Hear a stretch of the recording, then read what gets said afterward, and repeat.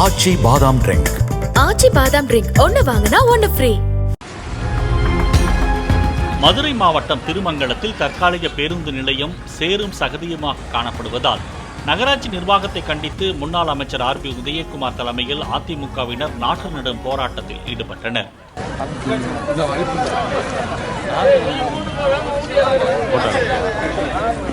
பேருந்து நிலையத்தில் தரையில் அமர்ந்து தர்ணாவில் ஈடுபட்ட ஆர். பி. உதயகுமார் எந்தவித அடிப்படை வசதியும் இல்லாமல் தற்காலிக பேருந்து நிலையம் செயல்படுவதாக குற்றம் சாட்டினார்.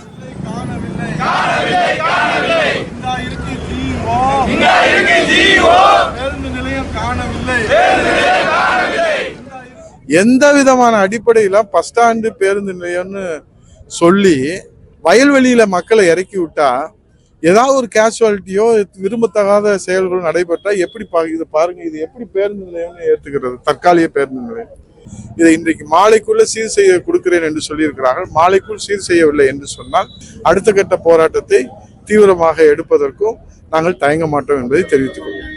இதனையடுத்து ஜேசிபி இயந்திரம் மூலம் சகதிகள் அள்ளப்பட்டு மணலை கூட்டி நகராட்சி நிர்வாகம் மூலம் பேருந்து நிலையம் சமப்படுத்தப்பட்டது.